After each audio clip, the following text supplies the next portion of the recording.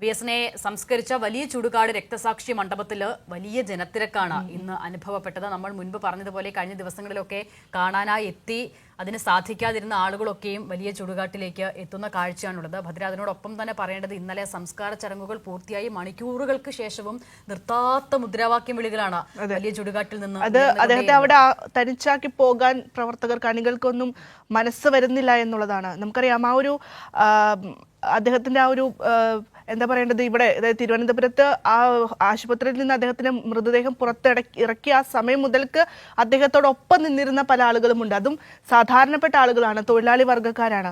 അതുകൊണ്ട് അസിത പറഞ്ഞതുപോലെ തന്നെ ചുടുകാട്ടിൽ അദ്ദേഹത്തിന്റെ മൃതദേഹം സംസ്കരിച്ച ശേഷവും അവർ അവിടെ കാത്തു നിന്നു എന്നുള്ളതാണ്. മാത്രമല്ല നമുക്കറിയാം ഈ തലശ്ശേരിയിൽ നിന്നും കാസർഗോഡ് നിന്നും ഒക്കെ ആളുകൾ വരുന്നുണ്ടായിരുന്നു. നടന്ന് അല്ലെ, സ്ത്രീകളും കുട്ടികളും അടക്കം നടന്നു വന്ന ആ കാഴ്ചകളും നമ്മൾ കണ്ടിട്ടുണ്ടായിരുന്നു. കുട്ടികളൊക്കെ കരഞ്ഞുകൊണ്ട് മുദ്രാവാക്യം വിളിച്ച VS അപ്പൂപ്പൻ എന്നൊക്കെയാണ് പല കുട്ടികളും വിളിച്ചിട്ടുണ്ടായിരുന്നത്. എന്തായാലും എത്ര വലിയ സ്വാധീനമായിരുന്നു VS അച്യുതാനന്ദൻ എന്ന നേതാവ് ഈ കേരളത്തിന്റെ മണ്ണിൽ ചെലുത്തിയത് എന്നുള്ളത് അതിന് സാക്ഷ്യം വഹിച്ച മണിക്കൂറുകളാണ് കടന്നുപോയത്. പക്ഷേ അവിടം കൊണ്ടും അത് അവസാനിക്കുന്നില്ല. വലിയ ചുടുകാട്ടിലേക്കും VSന് അഭിവാദ്യം അർപ്പിക്കാനായി എത്തുന്ന ആയിരങ്ങളെയാണ് ഇന്നും കാണുന്നത്. നമുക്ക് ആ റിപ്പോർട്ട് ഒന്ന് കാണാം.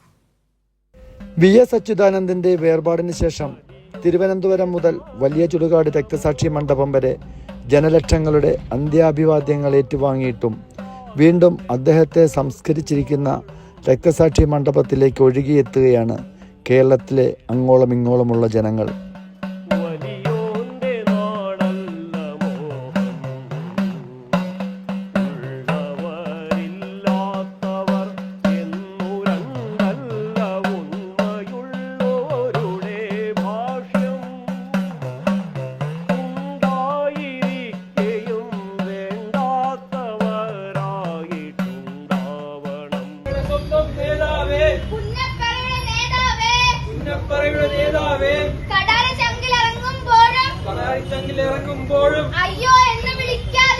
അയ്യോ എന്ന് വിളിക്കാതെ അമ്മേ എന്ന് വിളിക്കാതെ ഇൻക്ലാബ് വിളിച്ചവനെ ഇൻക്ലാബ് സിന്ദാബാദ്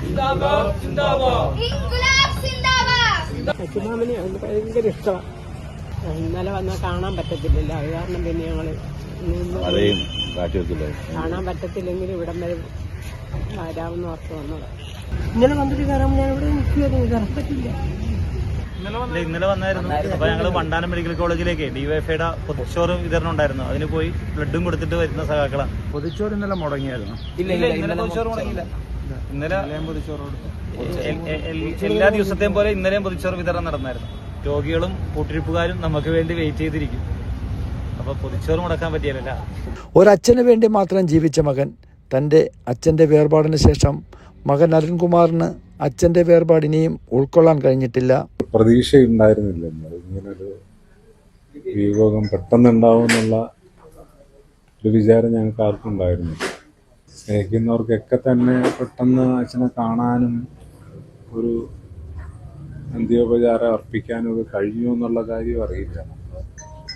തിരുവനന്തപുരത്ത് നിന്ന് ആലപ്പുഴ വലിയ ചുടുകാട് വരുന്നവരെ ഉള്ള ആളുകളുടെ ഒരു വികാരമൊക്കെ. കേരളത്തിൻ്റെ അങ്ങോളം ഇങ്ങോളം വിവിധ മേഖലകളിലുള്ളവരും VSുമായി അടുപ്പമുള്ളവർ, കുടുംബവുമായി അടുപ്പമുള്ളവർ, അങ്ങനെ നിരവധി ആളുകളാണ് VS ഇല്ലാത്ത വേലിക്കകത്ത് വീട്ടിലേക്ക് ഇപ്പോഴും എത്തിക്കൊണ്ടിരിക്കുന്നത്. ഷാജഹാൻ, കൈരളി ന്യൂസ്, ആലപ്പുഴ.